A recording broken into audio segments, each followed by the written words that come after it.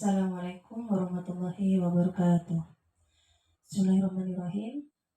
Sobat-sobatku, Ustadz Syafiq Basalamah pernah bercerita tentang Ibnu Siri, di mana Ibnu Siri ini pernah didatangi dua orang yang ingin menceritakan tentang mimpinya dan ingin ditakwil mimpi itu oleh Ibnu Siri. Kemudian orang yang pertama itu berkata, "Wahai Ibnu Siri, saya bermimpi tentang bahwa saya itu beradzan," katanya orang yang pertama. Kemudian orang yang kedua juga mengatakan hal yang sama. "Wahai Ibnu Siri, aku juga bermimpi yang sama. Aku bermimpi adzan." Begitu katanya yang orang kedua. Kemudian Ibnu Siri berkata kepada orang yang pertama, "Eh, dalam pandanganku, aku melihat bahwa engkau akan melaksanakan ibadah haji," kata Ibnu Siri kepada orang yang pertama.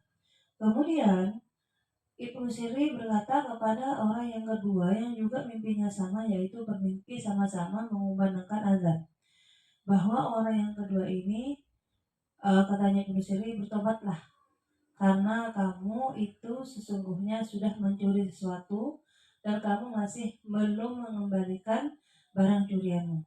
Kembalikanlah barang curianmu itu dan bertobatlah." Muridnya ini yang mendengar penjelasan Ibnu Sirri tentang takwil mimpi dari kedua orang ini merasa terheran-heran. Kenapa? Karena dua orang ini sama-sama bermimpi adzan, tetapi tafsiran dari mimpinya, takwilan dari mimpinya itu berbeda. Setelah dua orang ini sama-sama sudah pergi dari hadapan Ibnu Sirri, kemudian muridnya memberanikan diri untuk bertanya kepada Ibnu Sirri. Sang murid bertanya, "Wahai Ibnu Sirri, wahai guruku, mengapa engkau menakwil atau menafsirkan mimpi itu berbeda, padahal dua orang ini mempunyai mimpi yang sama?"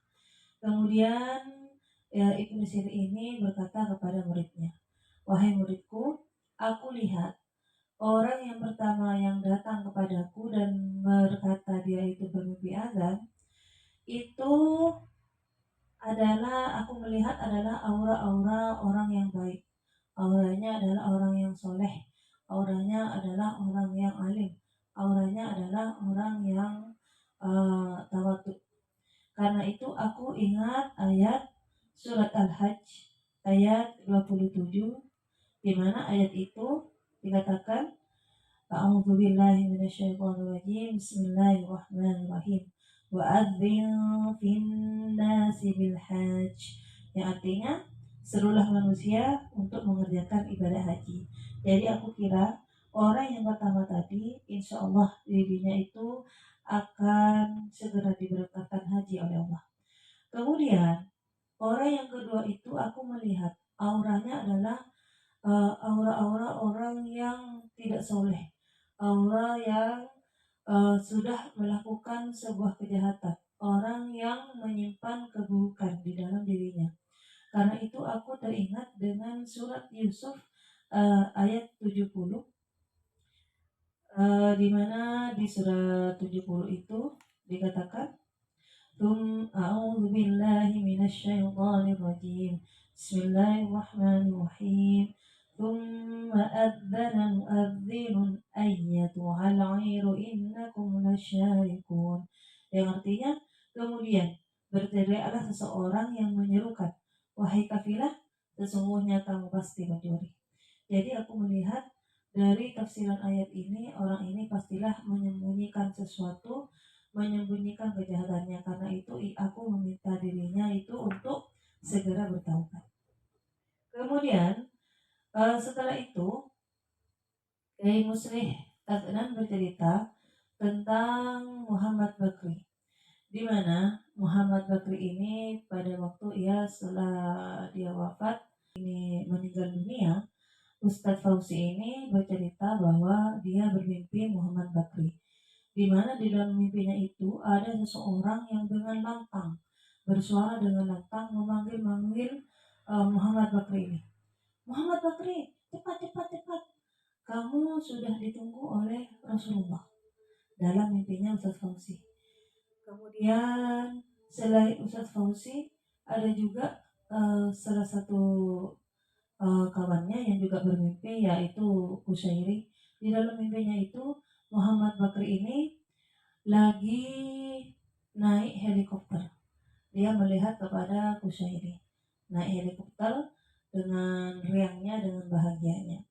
Kemudian Ustadz Kiai Musli ini bercerita bahwa insya Allah meninggalnya Muhammad Bakri ini adalah husnul khotimah, karena dari dua mimpi sahabat-sahabatnya itu merupakan mimpi yang firasat atau isyarat yang bagus, isyarat yang menandakan bahwa Muhammad Bakri ini insya Allah memiliki akhir yang baik. Karena katanya Kiai Musli Adnan ini, ternyata setelah ditelusuri Muhammad Bakri ini memiliki suatu amalan, salah satunya yang mungkin insya Allah diterima oleh Allah adalah dia itu tidak pernah meninggalkan membaca sholawat kepada Nabi Muhammad SAW, walaupun dia itu sedang memiliki pekerjaan yang banyak. Jadi ia sempatkan sebisa mungkin dalam setiap waktunya untuk bersalawat kepada Nabi Muhammad SAW. Nah, dari dua cerita yang disampaikan oleh ulama-ulama kita tadi, seperti Ustaz Sabit Basalama, seperti Kiai Musle, dapat kita tarik kesimpulan bahwa uh, memang ada tafsir mimpi atau takwil mimpi yang memang itu adalah sebuah isyarat atau pesan yang insya Allah itu dari Allah. Menurut saya, sepengetahuan saya, mimpi itu ada tiga. Satu yang memang itu adalah isyarat memang itu dari Allah. Yang kedua itu hanyalah gangguan dari setan atau dari iblis. Dan yang ketiga itu hanyalah bunga mimpi yang itu adalah dari naluriah hati kita atau pikiran kita atau keinginannya hati kita. Nah, mimpi-mimpi ini juga tidak bisa dipungkiri. Nabi pun juga mengalami yang namanya mimpi. Seperti Nabi Yusuf yang bermimpi 11 bintang, matahari dan bulan bersujud kepadanya. Terus Nabi Ibrahim yang bermimpi menyembelih anaknya sendiri. Nah, dari ini kita bisa pahami bahwa memang ada mimpi-mimpi yang tidak bisa kita abaikan, dalam artian yang memang itu adalah isyarat, yang memang itu adalah petunjuk dari Allah SWT. Akan tetapi kita juga perlu berhati-hati, tidak bisa kita sembarang menakwil mimpi, karena mimpi itu juga terkadang sifatnya dari setan atau dari iblis. Nah, semoga kita mendapat perlindungan dari Allah dari mimpi-mimpi yang memang itu dikhususkan untuk menggoda manusia, mimpi-mimpi dari setan maupun jin. Hanya ini yang bisa saya sampaikan. Akhirul kalam, wallahu a'lam bishawab. Wassalamualaikum warahmatullahi wabarakatuh.